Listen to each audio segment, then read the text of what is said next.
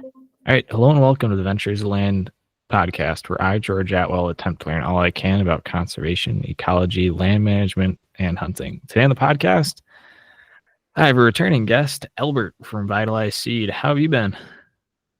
Good, buddy. Thanks for having me back on. Good to talk to you again. Yeah.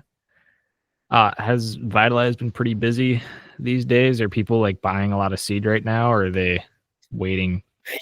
It's picking up. It starts to pick up, I would say, around February. We really start to see that pick up. I mean, we're definitely taking orders. But yeah, right around mid-February or so, people really start to get the itch. Deer season is still open in Ohio. Yeah. So It's open around here. Is it still open? So yeah, I mean, a lot of guys aren't really quite thinking yet about food plotting, and most of the time, I think if guys are getting out there, it's with the chainsaw right now, which is what they should be doing, right? But once that starts to wear off, you get a couple of those warm weather days, and guys will really start thinking about seed, and things will be taken off. But we're super busy. I mean, we're getting ready, getting everything prepared so we can, on time shipments and get things out the door. We try to ship same day or next day all the time. So you got to be ready to rock and roll and have everything lined up. So that's where our big focus has been right now, and looking forward to another great year. Yeah. Do a lot of people do frost seeding with the blends, or not really? Not with our particular blends. We get asked about it a lot, and we don't have a product that's not true. So we do have a product that I would recommend for frost seeding, but not our core blends, not our nitro boost and carbon load. If you're going to do frost seeding in an area that is already a perennial clover, we offer a clover chicory oats blend. The nice thing about that is I would not frost seed the oats, but they're packaged individually. So if you buy our larger package, it's 18 pounds of clover in that package. And so you could go in, what I would recommend to guys is if you're touching up a field, let's say, you could go in and frost seed with that clover bag, do, half of it. Let's say if it's an acre, or maybe even a third of it, if you wanted to do like 6 pounds, and then reseal that clover and store it in a cold, dry place. And then in the fall, hit it again with another 6 pounds and use the oats to act as kind of a nurse crop. And that's going to help suppress weeds. And it's also going to have varying levels of clover, filling in the gaps. If anything gets predated on due to, birds or turkeys or whatnot, you're going to fill in those type of gaps. If it gets overbrowsed by deer, you have new growth coming on because you're seeding it. So I find that with clover, you can really layer that seed on over a couple of year period. It's pretty cost effective, and you can get a really nice clover stand. However, if somebody contacts us and says, "Hey, can I frost seed, carbon load, or can I frost seed nitro boost?" Not that I don't want people to buy the seed, but I don't want people to not be successful. So I always tell them no, because you'd only have some of the seeds actually take. So if you're going to do frost seeding, either talk to a reliable seed distributor, manufacturer, farmer, somebody who's used to doing it, and get their advice, because you don't want to really do larger seeds. They need to be small, hard seeds that are going to be viable in the spring and are going to be able to be pulled down into that first half inch or so of soil through the freezing and thawing of the ground. Yeah. Because I was thinking about that, looking at our carbon load plots, like they're just super dead right now, like there's still like the turnips and stuff in the ground, but like nothing's growing in it because it's it's winter and stuff. And I'm like looking at it, I'm like, man, you could just frost seed into this and have like pretty high success with a blend, like it'd be perfect. Absolutely. And I don't think it's a bad idea. Now, if you're going to go into that with your nitro boost, that's where it comes into like the dollars and cents, because you went to go with like a perennial frost seed, you're going to go, whoa, that was really, kind of expensive, because like perennial clovers are kind of costly. And then you're going to, well, do I want to drill in my nitro boost here to, capture a lot of that decaying nutrients before they leach out of your soil profile and keep things mobile? So then you get into that situation. Well, then what am I going to do, right? Am I just going to drill through the clover and whatever comes up, comes up? Am I going to kill it off? And then I just spent that money. But an annual clover blend could be a really good option, right? For touching up those areas, especially if you have high deer density, plots that get hammered really good. But I think you'll be really happy, because this is your first year planting the carbon load. Yep. Yeah. We didn't plant nitro boost, but we planted carbon load in like August, early. So I think you're going to be really happy when you see what that looks like in spring.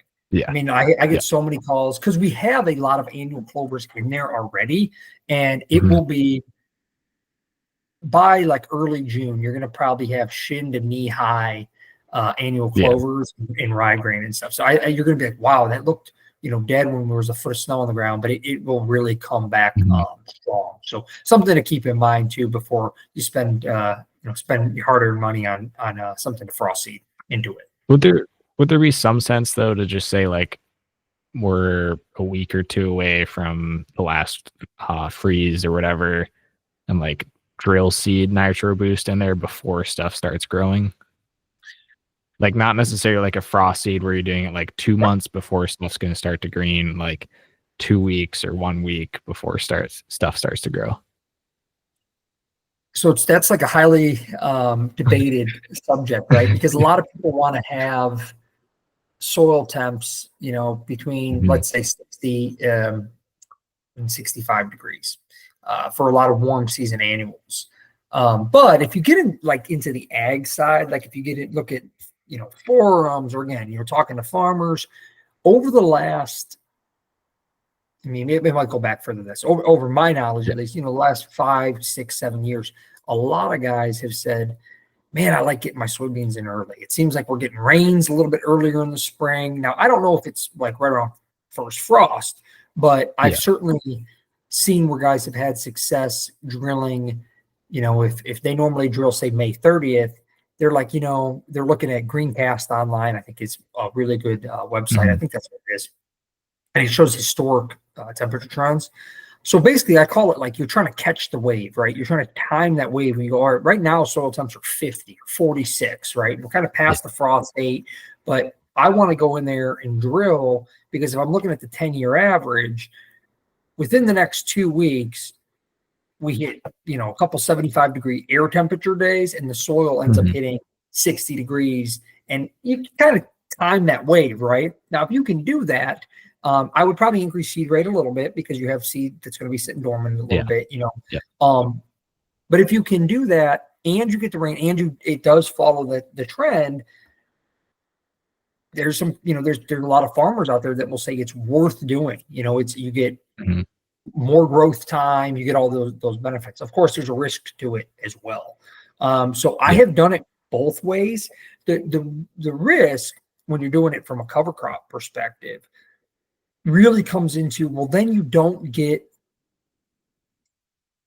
the benefit of for, in our case, our fall food plot, but in like a farmer's case, your cover crop, right? You don't Mhm. let Yeah. that cover crop work for as long because you're essentially terminating it and or adding competition to it early in its life cycle, right? Because it hasn't Mhm. got that chance to leap out of the ground in the spring.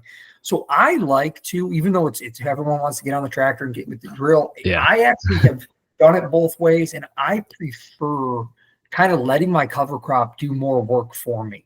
Letting those annual clovers, I mean, they're going to feed a pile of wildlife, right? I mean, during turkey season, I don't turkey hunt just because I don't have the time, but I have a Yeah. good buddy that hunts my farm. He's like, dude, I had seen more turkeys, and they're just in there because you have all Yeah. of those annual clovers and the vetch and everything coming up out of the ground, climbing the grains. The grains are starting to fall over in some cases. The turkeys are going nuts for it. I mean, I remember drilling through it. Now this was later, so it had been fully mature, and I was like, man, good Mhm. thing I have a cab on the tractor because the grasshoppers and bugs were just bouncing off of the cab. I mean, there's so Yeah. much in there that's great for for all wildlife. So I don't see a huge benefit in the risk, really. I've done it both ways, and I like to let that cover crop go to work. It's already established. It has a good root system. Let it jump out of the ground and use that to smother your weeds versus trying to get in there real early. Unless, again, like we're Mhm. talking with your cash crop, and then maybe that risk is worth your reward. But that's my take on it from doing some trial and error. Yeah. I was watching one of your Instagram reels about like using buckwheat for cover crop. I think it was. And it made sense to me, but what's your opinion on like planting buckwheat in June to kind of like um kill out all your weeds and stuff and essentially just make like a monocrop of buckwheat and then crimping it and then like drill seeding into it for your fall seed. Have you tried that or used that at all? I don't really like a monoculture of anything. Yeah. So I'm not a big fan of one, buckwheat prices have gone up a Mhm. lot over the last 5, 6 years. The other thing is, I don't particularly, so there's a lot of terms that get thrown around. Let me back up there for a second. There's a lot of terms that get Yeah. thrown around like, well, this is a soil builder, right? And even like our mixes, like I intentionally try to avoid that because the only way to build soil or enhance, soil aggregation, soil structure, and things of that nature is through really strategic mid to long term planning, right? So that's why we have Mhm. like a system that's set up to do this to this to this to this, right? So you're over time you're sequestering nutrients from way down deep in the soil. You're increasing your microbial necromass. Like you're doing all of these things, right, too, that are then going to enhance. Oh wow, I have really good soil quality, both from my microbial, but also from a organic matter observational Mhm. perspective, and we can quantify some of this with different things that we use. Ward Lab soil health assessments, and there's CO2 respiration, there's microbial active carbon, there's a whole bunch of different metrics you can use to quantify some of those things, and also you can just look right, like Yeah. look at the That you soil. can visibly But see it. when it comes down to this idea of like a monoculture of something helping to build soil, I don't love it. I'll be honest. I would say it doesn't have a overly robust and or overly fibrous root system. It is a Yeah. good plant from phosphorus solubility. It does a good job of having good root exudates that are going to help some mycorrhizal fungi to solubilize phosphorus in the soil profile, but it's not something that is um, that's not mutually exclusive to buckwheat, right? There's other plants that we Yeah. can do, and we No, can that's increase, a lot of our microbial systems through diversity. So to me, um, obviously I'm biased to our nitro boost, but I would also say if you were wanting to do your own, or you're trying to figure out, what you're aiming for, if your goal is truly to create like a smother crop, um, I like we use sorghum, we use Sudan in our mhm. mixes. We have climbing beans like Lab. We also have regular soybeans. Yeah. So we have legumes. We have sun hemp that's going to also fix nitrogen. Because what you want is you don't only want to smother weeds, you want to feed your next crop without having to heavily Yeah, rely for sure. on fertility or artificial fertility. So to me, when I hear like, oh, this is a soil builder, as in speaking of like an individual crop, I get a little bit shaky on that. And I appreciate mentioning that reel, because what I tried to do there is say this isn't like just my idea. Like here are a bunch of Yeah. scientific backed papers that highlight, here's what you should be doing if you're using this crop. Add this, this, and this to aid in that impact on soil profile. Mhm. Yeah. Yeah, I've just seen stuff of like basically like alternative for like a no-till option from not using chemicals and stuff, as some people will like go in the spring and then they'll use it as a smother crop and stuff, and then they'll plant their fall blend and just go on from there because it's like super crimpable. But yeah, there's probably better options out there that you can use for smother crops that will also help build your soil and, like you said, like feed your next crop as well. Well, so that's a great point, because like, so for our nitro boost, some guys will go, well, what should it looks so beautiful, what should I do with it? Mhm. And I'm like, well, I've drilled through it and drove away. I call it, the drill and drive away method. And I didn't Yeah. I mean, I'm sure somebody else has done this No. before Yeah. me. I just kind of jokingly call it the drill and drive away. And guys are like, really? I'm like, well, yeah, because one, that plant has already grown close to, if not almost, its entire life cycle. Number one. Mhm. Number two is they're warm season annuals. So if they're laying down and they somehow survive, right? They didn't Yeah. get killed by the weight of the tractor and the drill, which does happen on occasion. Um, they're going to die at first frost. So all they're going to do, if you have a little sorghum here and there, add a little bit of structure to the particular field. The roots are still going to be there holding in the soil, like all those good things from an erosion perspective. And they're going to die off anyways. When your cool season annuals, brassicas, Mhm. grains, annual clovers, etc., those are going to take off. So like we use buckwheat actually in both our fall and our spring mix. Guys, well, why do you put it in the fall? It's not a cool season animal. You're right, but it does grow very quickly and it acts as Yeah. a really good nurse crop for especially in high deer density areas. The deer will pick at that while your brassicas and things get established. Hmm. So me, that's one of the reasons why I love buckwheat. I just don't really like a monoculture. I'm probably too biased. I don't know if I could get swayed in a situation where I would say like that's the best The right monoculture. way to And I go. also think Yeah. that I've seen a lot of guys who are doing it and they're smothering it and then they're using glyphosate anyways, which hey, that's up to you. I use herbicide as well when I need to, but like if I'm going to do that, why wouldn't I just use it on a multi-species cover crop blend Yeah. that's going to give me you pull out a sorghum root. I pull out sorghum root that are 18 inches long, and that's just what I can pull out, right? I'm not digging it up Mhm. with a mini where you read on some of that stuff. I don't want to misquote, but I think it was, if memory serves me, like 8 to 10 foot deep, you can get some of those roots in the soil profile. Like Yeah. that's a lot of nutrients that are getting Yeah. pulled up into that plant, and now you're terminating that plant. And if you have good biology and you're cycling those because your next planting is balanced from a carbon nitrogen perspective, which is what we try to focus on at Vitalize Seed, you're getting those nutrients that were 10 foot down.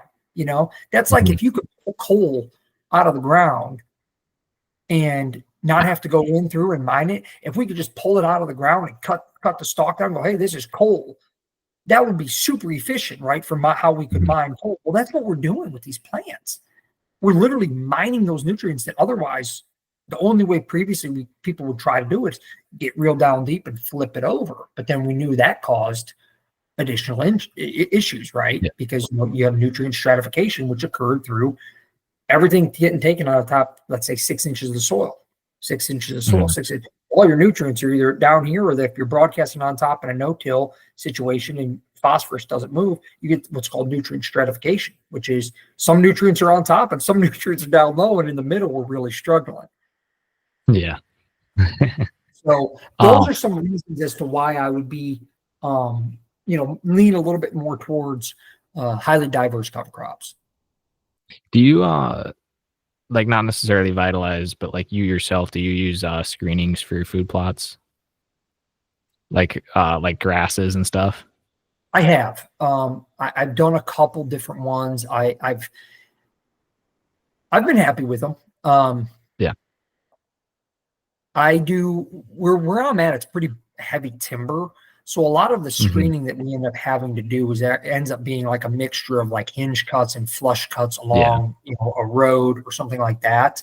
Hmm. Just based on the timber. A couple areas, honestly, I would love to have a big screen, but because of the terrain, I'd have to grow like a 40-foot screen. Like it's just, it almost gets to the Yeah. point where I'm like, because the road is like above, basically like Yeah. looking Right. down into a bottom. So it just, I mean, we've tried and grown some really beautiful screens, but then it gets to a point where it's like, yeah, I'm probably just gonna invest the money in a good fence and gate because you're never going to really grow a screen. I don't think that high Hmm. in some of my areas. But yeah, I mean, if I had a flat farm, I would definitely look into some screening products. And I think there's a lot of at least observational data that backs the importance of segmenting and breaking things up.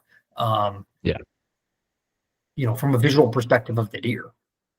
I only asked because I was gonna ask if you ever used like blue stem and stuff because of its like deep root system is like massive compared to most plants, I feel like. Oh yeah. Well, yeah, your native grasses, and I have not, but your native grasses certainly. I mean, well, really, so there's a gentleman by the name, not to get on too much of a sidebar, but Dale Mhm. Strickland, I believe, a Strickler maybe. He used to do a lot of cattle seminars and things like that. I think he went to University of Kansas or Kansas University, and he wrote a book. I think it's called Restoring Soil Health. And one of Mhm. the things that he talks about this is from a cattle's perspective, right? So it's a Yeah. little bit different. But he just talks about, the benefits of, perennials and really because perennials are perennial, multiple years, Yeah. the root structure and mass that they're able to get in their system. However, that does and should be balanced from a carbon and nitrogen ratio perspective with other plants. Like a monoculture of, say, white clover produces so much nitrogen that if you don't have a carbon source, you're going to have your microbes looking for carbon.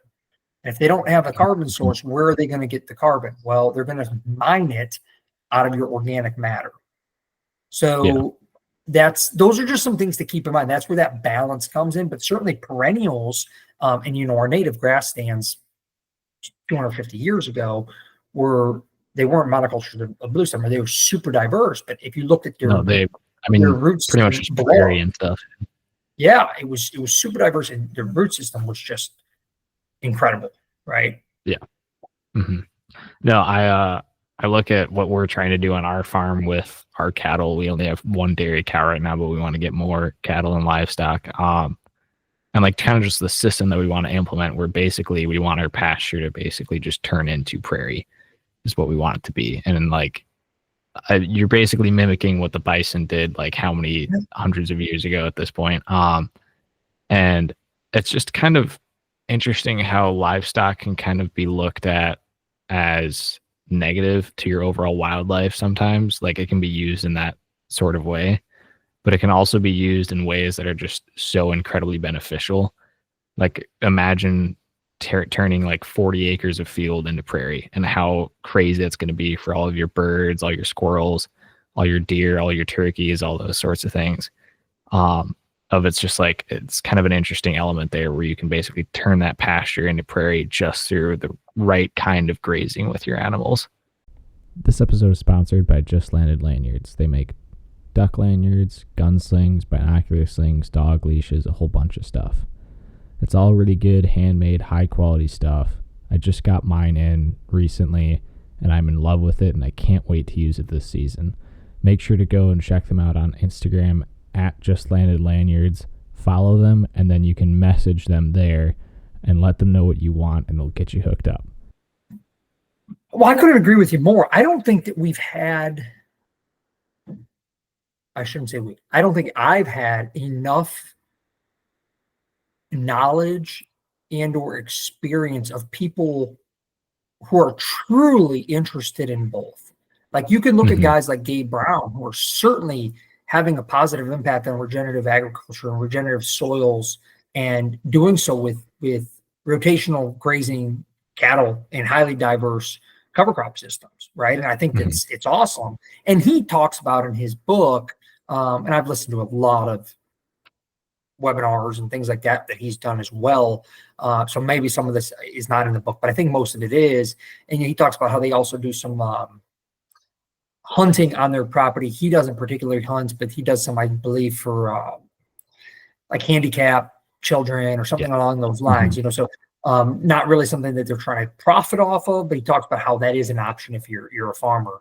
But based on that, we can kind of assume or be under the assumption that he's not like, I want to get the best beef cattle and I want to grow 180-inch deer, right? Like he's kind of like, yeah, we have a lot of deer. We own 1,500 acres or whatever it is. And we also, we let people hunt for, out of the goodness of our heart in a couple situations in order for them to, get their first deer, which is super cool. But I don't know, and I'm sure that there's somebody out there doing this, raising cattle in the way in which you are, but then also saying, here's the impact we've had on the wildlife, specifically whitetails that are on the farm. Because traditionally, I think there's been this like antagonistic relationship between the two. But if you look at the traditional way that they've been raised, cows, it's orchard grass, fescue, timothy, and maybe alfalfa, right? Like, so it hasn't necessarily been a situation like there's no reason for a deer to be there. And if they are in that pasture, like they're probably starving. Like you probably have some pretty poor habitat if you're in there eating, fescue. Like, so I think that it's an interesting concept because I think it's more so that we didn't give the deer a reason to be there. And it'll be interesting to see as more people are kind of doing what you all are doing, to see if we go, those cows don't bug those deer, right? And they're comfortable in that scenario, where they want to be maybe not next to each other. There's obviously, there's a big Yeah, they're size, usually like a paddock away and stuff. Yeah. but Uh, I think the habitat as the habitat gets better, deer are pretty smart. I think they're going to go where they know there's good cover and good food, and as long as they're not feeling harassed, I think that they can live synergistically with the cattle. But again, I don't. That's just my gut reaction as to kind of what you're explaining and how it would impact your farm.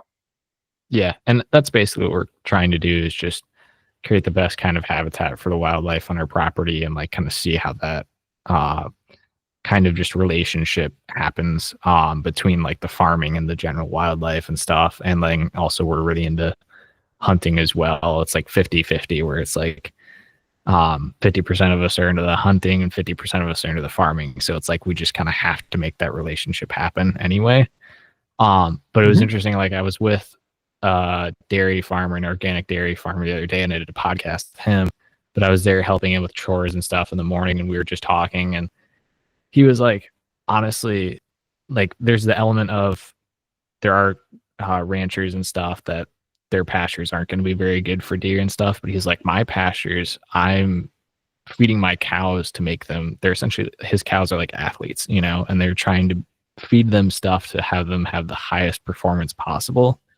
And he's like, but also I have tons of deer in my field at night, because a lot of the things that I'm feeding my cattle for their highest performance out in those pastures are also going to help the deer and stuff. Because like a lot of dairy farmers will supplemental feed their cattle, from whatever nutrients they can't get from their pastures.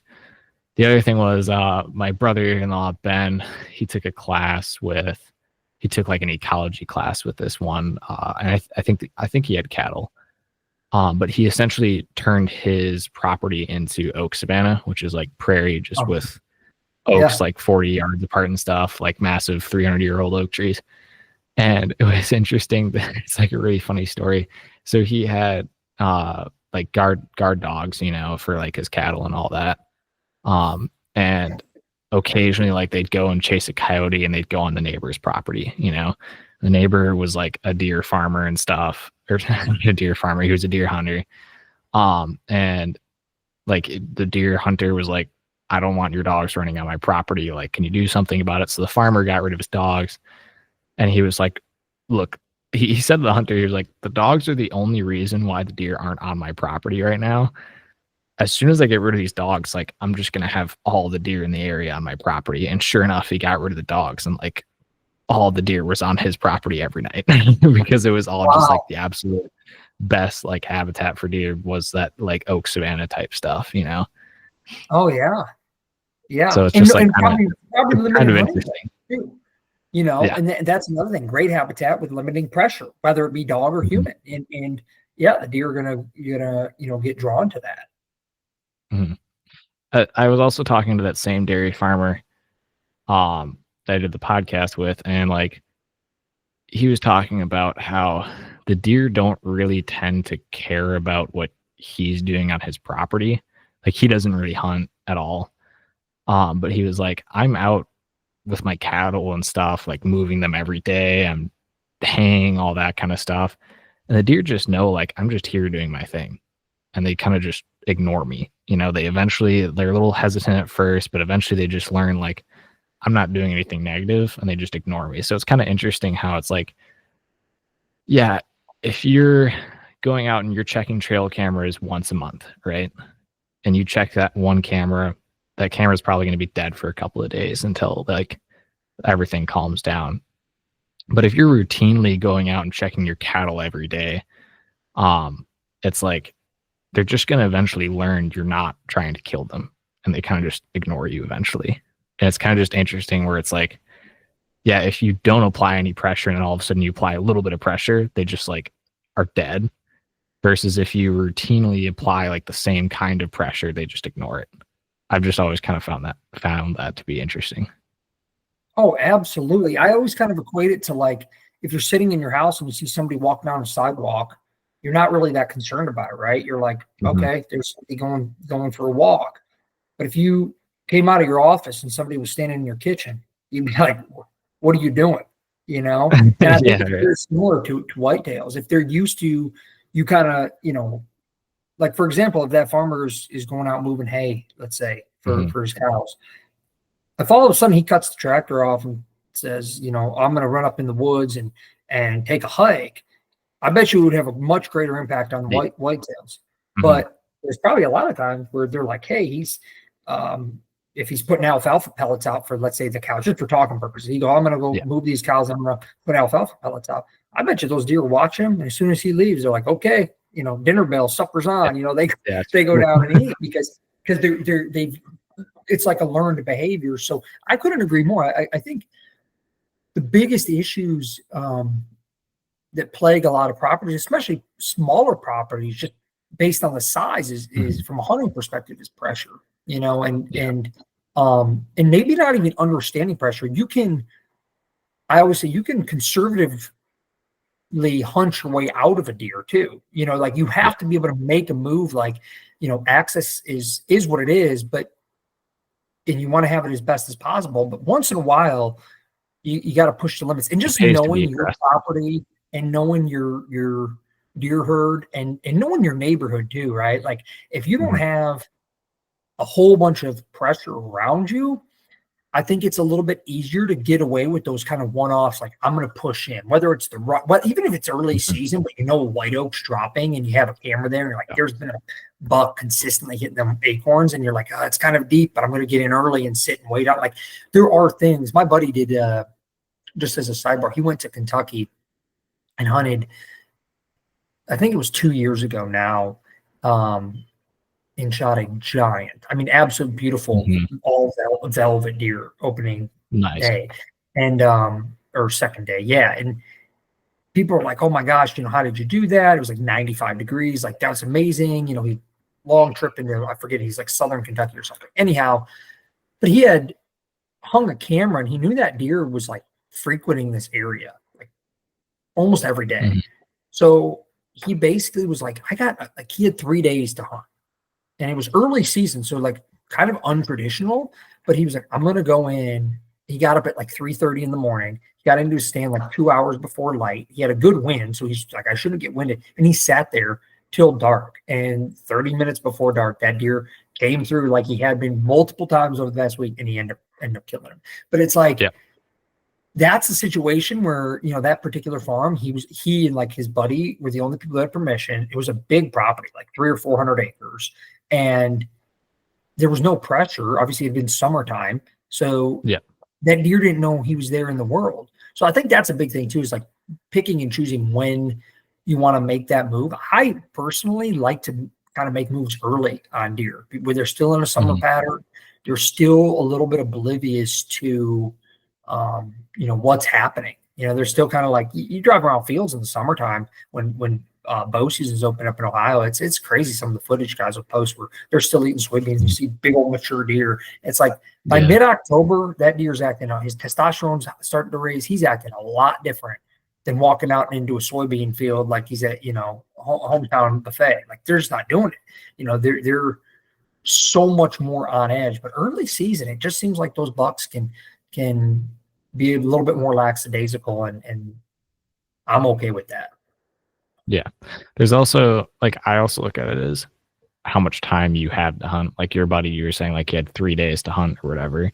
It's like that's when it does pay to be aggressive, where it's like some people will be like, oh, I'll be aggressive on like the last day of my hunt, like the third day. But I feel like you kind of just honestly, if you have 3 days to hunt, you should just be aggressive every day. Yeah. Where it's like if you're someone that gets out hunting 2 weekends, maybe 3 weekends a year, honestly, I just wouldn't be worried about blowing out your property. If the wind's right for a stand that's like the honey hole stand, you should probably go in there. But if you're like this past season, I was living on the farm that we were hunting on, doing school and stuff, online school, so I could take a Monday or whatever and go and hunt if I wanted to. As long as I made it up later on, which was kind of cool. Like Yeah, that's awesome. I had like all the time in the world. So I hunted pretty conservatively, like I went out maybe a little too more often than I should have, but like I wasn't hiking all the way up the ridge every day, doing that kind of stuff. Like that wasn't a part of the plan because I had all season basically. I had all 5 months of our season to hunt and kill a deer. So it was like I'm not going to go and hunt the same food plot every single day for a week, you know. Absolutely. Absolutely. But those are very good points. And I think that's what you always have to kind of weigh, your options. And I went to Pennsylvania a few years ago. I shot my Ohio buck opening day. So then I went to Pennsylvania that November, and it was like 80 degrees. And it was just like one of these, like, hunting property I'd never been on before. Apparently, like, everybody in the neighborhood had permission to hunt this property. I'm like, there's guys like walking everywhere. I'm like, it was kind of like a crazy situation. So I was like, you know what? I'm just going in deep. And I went in and got as close to this bedding thicket as I felt I could on this ridge. And I mean, opening night, I had a deer that was not a giant, but probably 130 inch. And I'm like, I'm in another state. Like, and I was full draw, and I just didn't have a shot I felt comfortable with, but it was, I was that close. And it's like, now if I had a whole season to hunt that property, I probably wouldn't go there, that particular time. But that's kind of, the beauty of it is, you can adjust your hunting strategy based on that. I was talking to my buddy yesterday. We actually did a little YouTube video series, and one of the things I highlight is like, look at the juries, and I'm not trying to get onto the TV hunter thing, but I mean, I've always really respected those guys. It's like, how many big deer are they killing deep in the timber anymore? But there's something to be said about they have time. This is what they do. So I try to tell people that too, is like, they have a couple, let's say they have a 1,000-acre farm. They got 20 bucks that they'd be willing to harvest, They have an entire season to let those deer come to them and let those deer make a mistake, So like, I watched one where Taylor Drury, she had seen one buck that she wanted to harvest. Like, it was like, I've always really liked the Druries, so I'm a little bit of a fanboy. I just feel like they've taken their status and just done really good with it. There's never any drama with them. They just continue to be good stewards of the land. So anyhow, she was hunting this deer and she saw him like 5 times during bow season, out of like the same 1 or 2 different box blinds, and then I think she ended up killing him with a rifle. But the point is like, when you're in that scenario, man, you build the kingdom and let them have their kingdom. And then you're just get them off, when they make the mistake, but you got the time to do so. If you're hunting public land, or like you said, you got 2 or 3 days, you gotta, I think, be a little bit more aggressive in that, in that plan. Yeah. There's also, like, when you look at guys on television or whatever, it's like a lot of times it's kind of just their job is to go out and hunt, record it, and get sponsorships and all that kind of stuff. And they just get paid to do it, where it's like, they not only have the time, but they have the money to just put everything they have into that property and into that scenario and into that land, where it's like, a lot of people like might not be able to do that, like maybe they're able to plant like 20 apple trees on their property or whatever, and you're able to plant 6. Like, that's kind of just what it is. Or maybe they're able to afford a really nice redneck blind that lets them sit out in negative 20 degrees for 6 hours, but you have to sit in the ladder stand and you're really only able to be out there for 2 hours. It's like, there's different scenarios like that too, where it's like, can you really compare yourself to that necessarily? Oh yeah. I mean, the neighborhoods in which the properties own, there's so many variables. And it's why I always tell people, you have to, enjoy your property for what it is, and get the most out of it. And that's where it's like trying to compare yourself to online. I mean, there are certainly guys out there who have probably equally as good or maybe even better walls. I mean, I'm always impressed with just some of the, even out of just my home state of Ohio. Like, there are so many guys that just are consistently harvesting great bucks year after year, but yeah, I mean, that the TV hunter, and listen, I'm I always say God bless them, and I'm a little jealous of them, because if I had the money to hire out a dozer and skid steer work even once every year, oh my gosh, the amount of work I could get done is just 10x what I've accomplished. And, I've done a little bit. We sold a little bit of timber, and that was a game changer, taking an area that had been previously just a biological desert and turning it into a clear cut and for oak regen and also a food plot.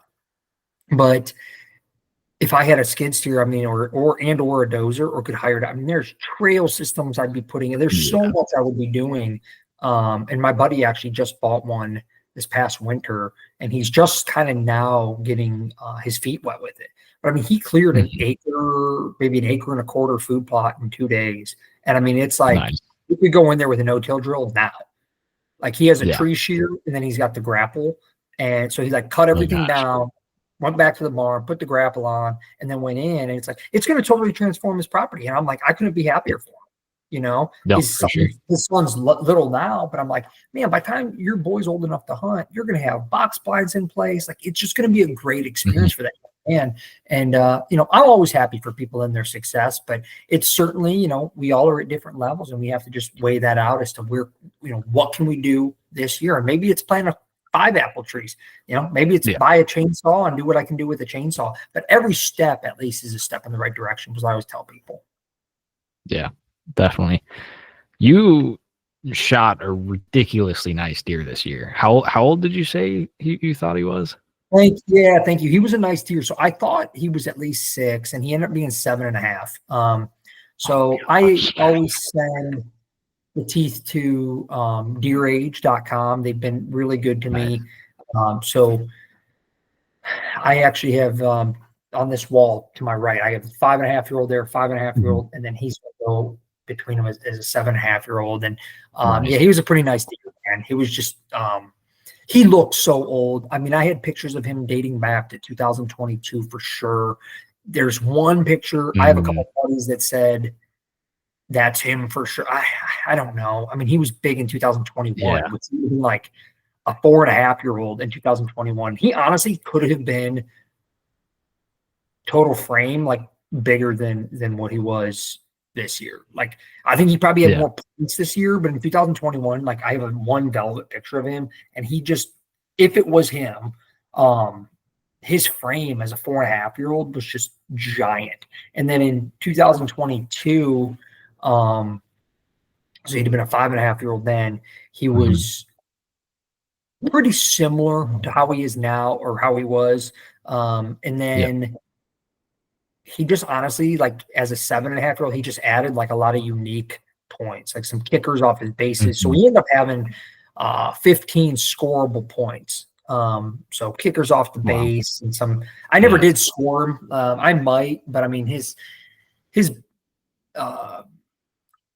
beams, oh gosh, they got to be over 20 some inches, because I can fit my waist inside of his rack, which is like a crazy. It's like and what's hard too is it was a little bit deceiving with his body, because he was 7.5, so like his body was huge.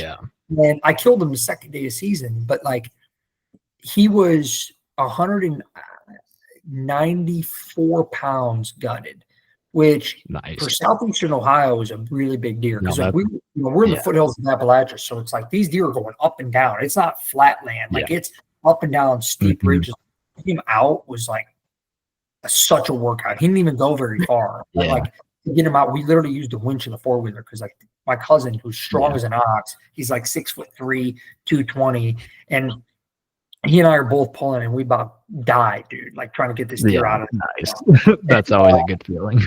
We honestly probably should have just gutted him, but we were like, let's get him back, because like we, the barn, we got water, we got better lighting, and so it was early season, so it's so dark. Like, by the time we went to track that deer, and then it got overcast because some rain was moving in, so it was like dark as dark can get, So we were like, just instead of trying to do this with headlamps and stuff, and I want to make sure I gutted him real low, and everything. So I should have probably just done it on the side of the hill, but I'm like, well, it's not that far. We only had to drag him like probably 80 yards, but it was straight uphill. So anyhow, he probably would have gained a little bit of weight, before rut. So you could say that deer probably would have been. Because you shot him early October?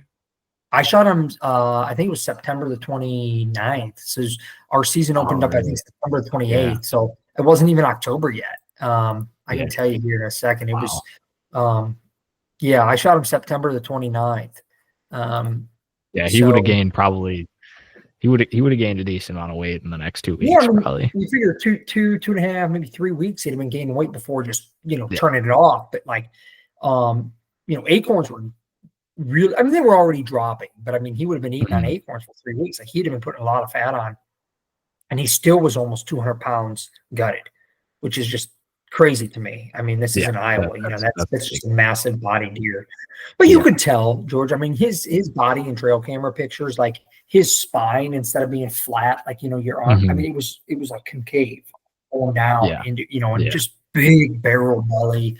And, yeah, man, I was so lucky to kill him. And it's like, I don't know if I'll ever kill a deer older than that. I mean, it's just like an insane thing to kill a deer. Mean, 7.5 is a tough age to beat.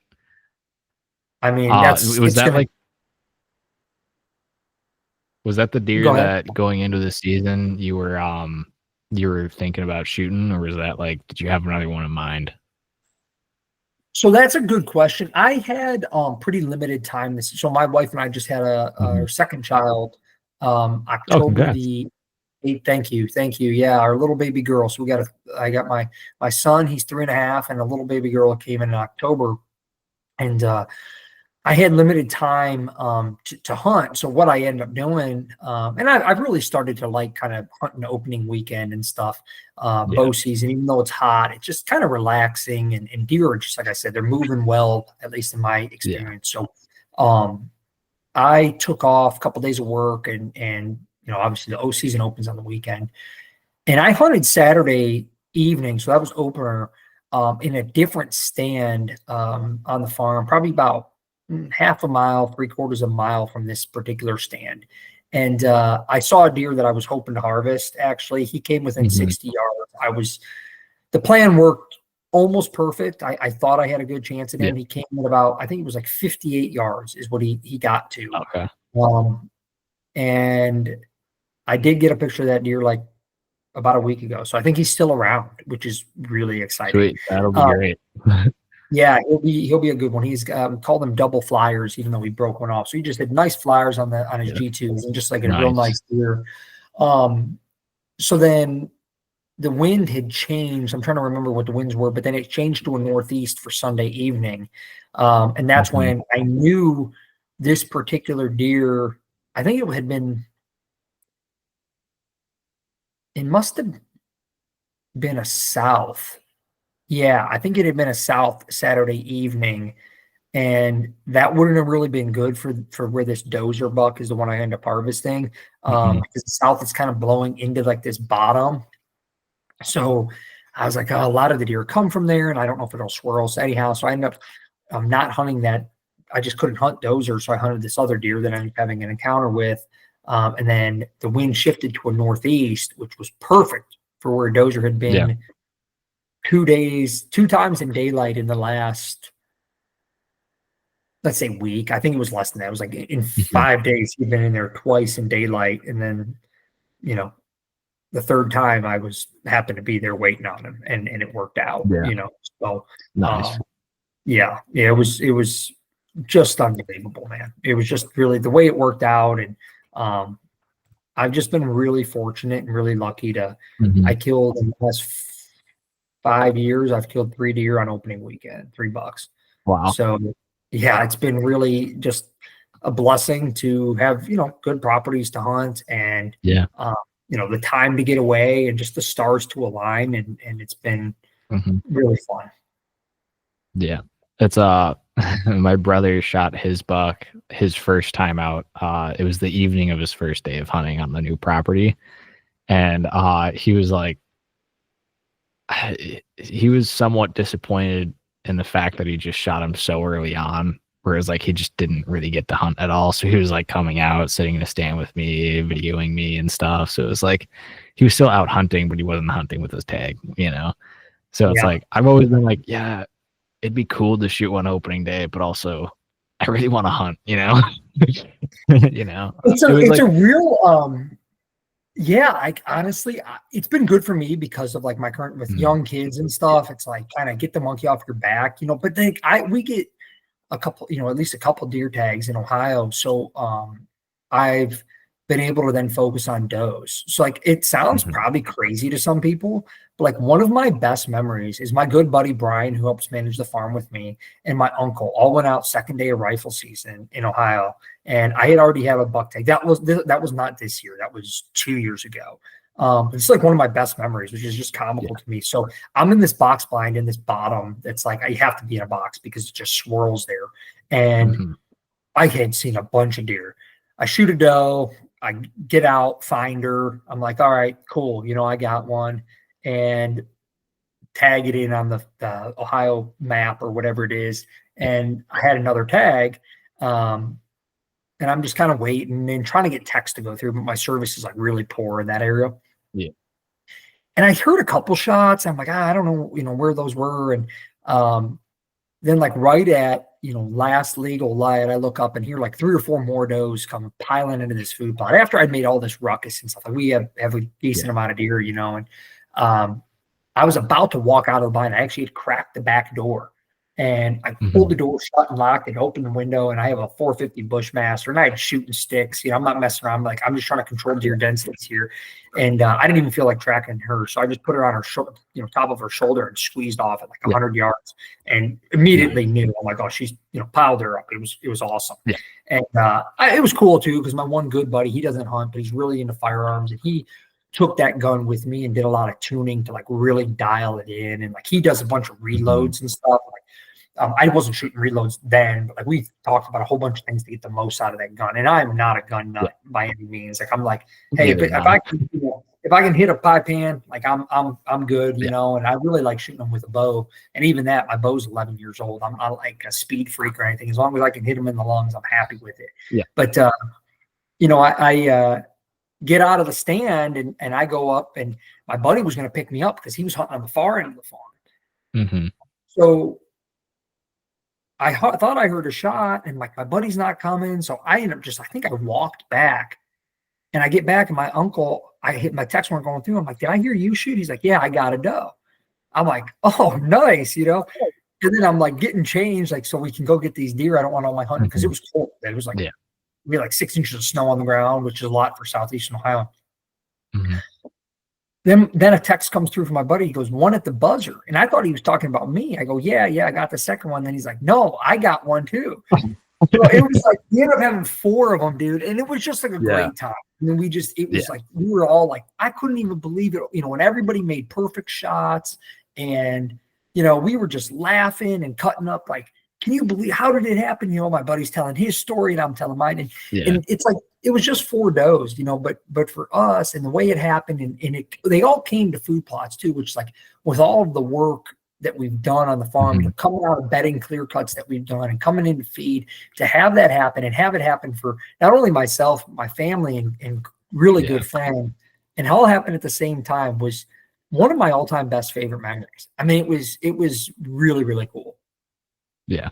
No, it is kind of interesting of like, when you talk to guys that have been hunting for 20, 30, 40 years, like my uncle, who's been hunting, I don't know, since he was a baby at this point, like his best memories have never been like his biggest box or his oldest box. It's always just been like the camaraderie and like the friendships and all that kind of stuff, and just like the days where you shot 2, 3 deer and all that kind of stuff, or people important to you shoot their first deer. Like, those are always more of the best stories to a lot of those guys compared to like their biggest deer and stuff. And it's like, it's just different, Oh yeah, it is. I couldn't agree with you more. My cousin and I talk about this all the time. Like, we'll text back and forth, and he'll send me a picture of a real good blood trail he had on a doe, and he'll be like, hey, you remember that one? And it's like, you almost relive that moment. It's like, oh, it's just a doe, but it's like, yeah, but I remember we got down, we looked at the arrow and we were like, oh, we're in good shape here. Like, the blood was just spraying everywhere, and or other times where it's like, hey, you remember, that one that didn't bleed that good, but we ended up finding this or that, and we found that, and that's really what makes the whole situation more meaningful and more fun, And again, I think it really means something when you're fortunate, like guys like yourself and obviously myself as well.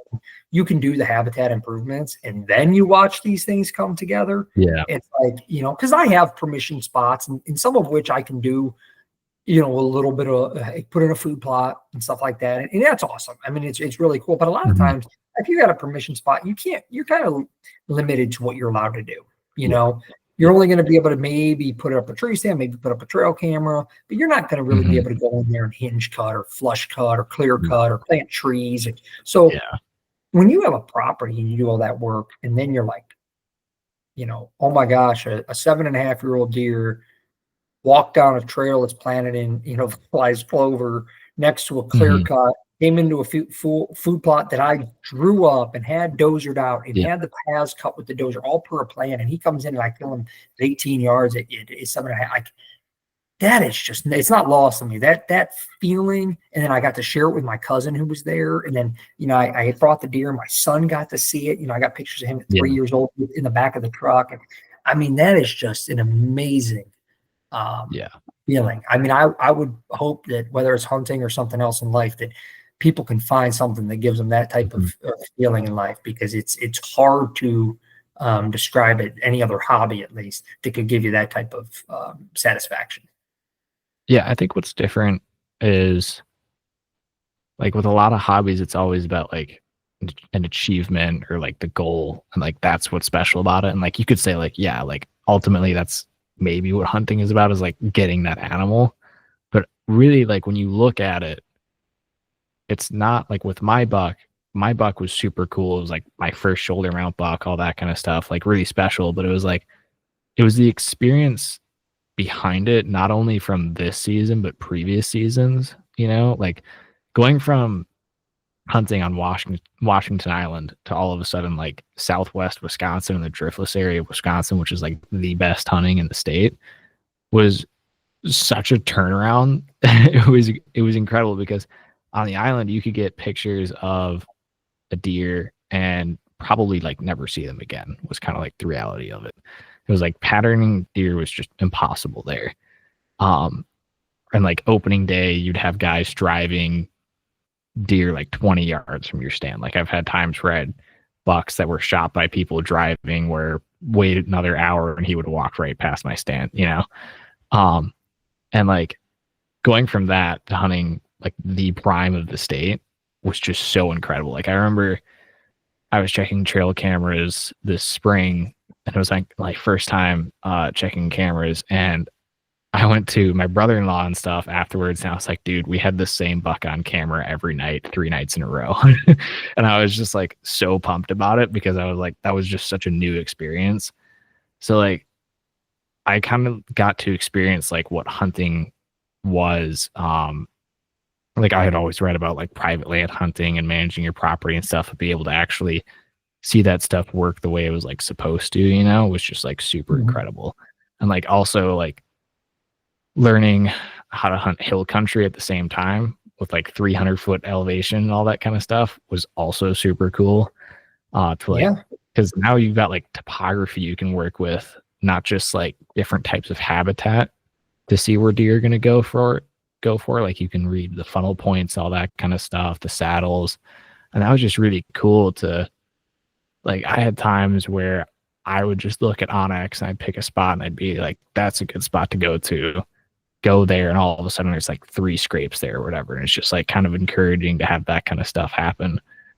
And it was just that kind of experience of all of that build up was what was special about it, not necessarily getting the deer. And like the buck I shot, I had seen 3-4 times throughout the season and stuff. And I had watched him over a carbon load plot, which was just like super cool, to like see him use the stuff that we were doing and not actually shoot him and just like watch him for an entire sit is like just super incredible. Oh yeah. I mean, I couldn't agree with you more. I have a similar, story in that I grew up hunting public land, and just it took a long time to get where we're at today. And like I always say, probably gets redundant, but I'm like, it's not lost on me, because I remember public land, opening day, a shotgun. At that time, it was only a shotgun in Ohio, and just boom, boom, boom, boom, boom, boom, boom, boom, and Yeah. just totally different environment, to walking out the door and, with your family and friends and say, all right, I'm going to this stand or blind or, hey, who saw what? Like basically everyone's seeing deer. And it's just a totally different experience and one that's been really amazing, really amazing. And it's so nice to see a guy, who's a young man like yourself, who's taken interest in, because you have such a long timeline, that you can start putting in the orchard, you can start doing these things. And, you'll look back, and trust me, it goes so quick. You'll look back, like I was about 18 or 19 when I got involved. So not too much different than your age, when I was really started managing our property. And I did some things right, but you're so far ahead of where I was at. I mean, just from a food plot perspective, from a knowledge base, you're so far ahead, and it's really inspiring to see that where your property will be in 5 years, 10 years. Because you're right. I mean, killing a deer is awesome, but it's all those, like, for me, I almost get as excited as like, oh man, that deer made it. What's he going to be at 5.5? Oh man, we shot the right number of does. What's that going to do for our native habitat? Like, you start adding all these other pieces. It's not just like means to an end of like, okay, I killed my deer, I'm done, right? It's like, oh man, what can I do to better the habitat for grouse? Oh man, we got a lot of soft maple that are doing nothing for nothing. Let's cut them. Like, it's this never ending kind of chase for satisfaction, but it's a very healthy chase for that satisfaction, versus something else in life, right? So it's so nice to hear, like I said, a young man like yourself who's interested in that stuff and who's chasing it, because I think a lot of guys are not doing it, especially at your age. So definitely keep it up, buddy. Thanks. Yeah, thank you. One last question, and then we can cut it short. What was like one thing that you learned this season that really like stood out? Oh man, you can take as much time as you need to think about it. It's a really good question. I mean,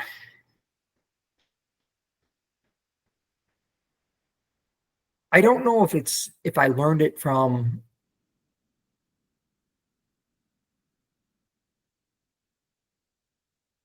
a basis of like I had no knowledge of it, but I certainly would say I had a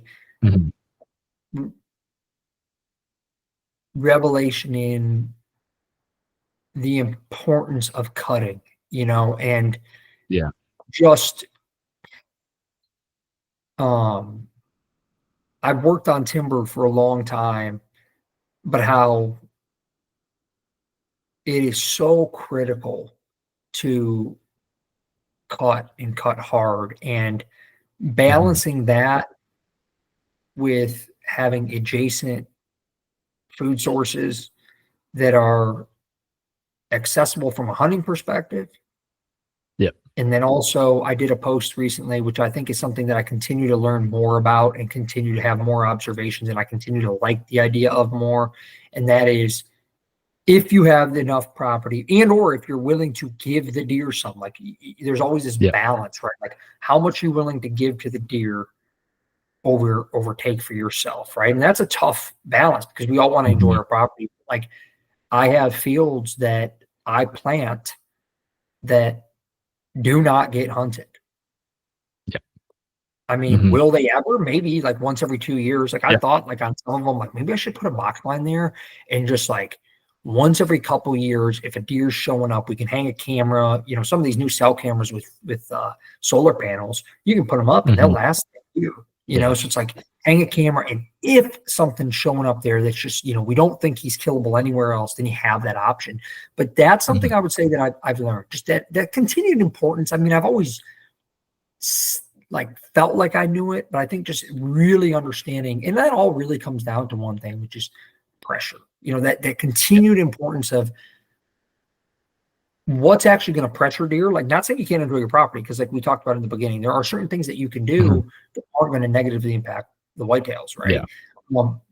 but I think, doing things to reduce pressure and keep the deer comfortable. And how much can you give the deer before they feel pressure? And that's why for me, planting, a 2-acre field that is for nothing other than the deer, and comparing that trail camera data to other areas, George, you're like, it's gonna be night and day, like pun intended, but like literally, like you're getting pictures at nighttime of some of these areas that are hunted more frequently, even with damn near perfect access, right?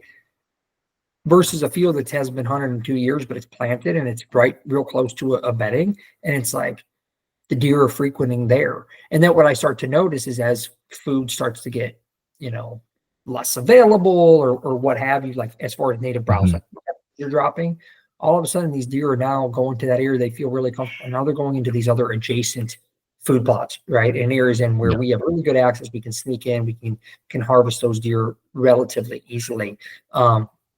Those are things to me, like I said, whether it's a totally new learning process or it's something that I felt like I had an idea on, and I just continue to feel like there's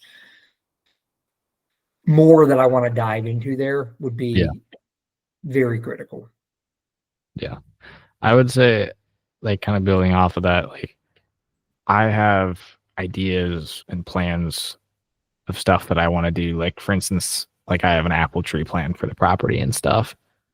And I have places where I want to plant apple trees that I just have no intention of hunting, like it's like I'm putting them there simply to put them there and have benefits for the wildlife and stuff. And I kind of look at that as, even with my food plots, it's like, we plant food plots so that we can hunt off of them and kill deer off of them and stuff. But ultimately, like, I've kind of come to the point where I just want to put the food plots out there simply just to like help the wildlife out, where it's like, do I want to hunt it? Absolutely. Like, that's kind of my goal with it. But I think if you have more of a selfless attitude, and this is kind of like a spiritual, some people might think of it as like a hippie kind of thought process, but it's like, if you selflessly help the land will eventually like give back to you, and if you continuously make good decisions just from the standpoint of helping the land, it's going to help you. And just being patient with it and really like trying to figure out the right way of doing things, where it's like, you might have a way of doing a certain property management thing that's going to enact something this year right now, but maybe there is a better way of doing it, and maybe it's going to take you 5 years to do it and figure the right way out, and you should just take that 5-year path to figure out the right way of doing it, where it's like really just figuring out the best possible way to help out the land is kind of just like my number one priority at this point. Man, versus like number one priority is like shooting a big buck, Yeah, I have a saying I tell people, at least within my friend circle, I said, not every improvement you do has to be one that you hunt over.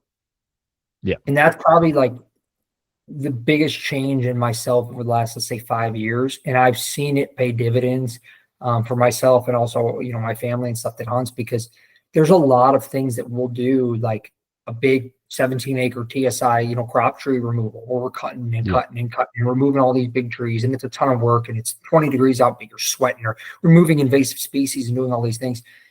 And you're not necessarily going to say, well, this makes, for 170-inch deer. But my goodness gracious, is it amazing at the impact you have on wildlife, because you will start to see more deer and better quality deer. And say, well, why? Well, now they have a big thick bottom they can lay in. They have tons of food in there, right? Like they have all these stumps around. Suddenly you start going, well, I don't necessarily have to harvest a deer right there, because I'm going to kill them over here where I have good access and their pressure's low and all those other things we talk about. So I tell guys all the time, because the one field I was talking to you about that I plant for the deer, and we have a couple other ones, but this one, I planted some crab apples there, and I had forgotten about like 10 years ago. And I planted them. And now last year I was on the tractor, I'm looking up, because they're kind of like in a hedgerow. I'm looking, I'm like, oh my gosh, that's the tube I planted. I got out, and all of a sudden I'm like, oh, there's another one. There was like 10 of them there. And couple of them had died, but a bunch of them made it. Now it's like this field has crab apples. There's a big TSI bottom, and there's a big 2-acre field of carbon load every fall, and no pressure on it because we don't hunt it. And those, I mean, talk about trying to give the deer, or at least from their idea, that they have the advantage in every way.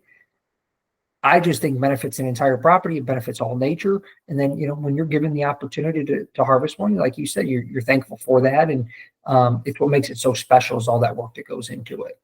Yeah, for sure. And yeah, just like being patient and just making the right decisions, like that's always going to come back and be beneficial for you, Absolutely.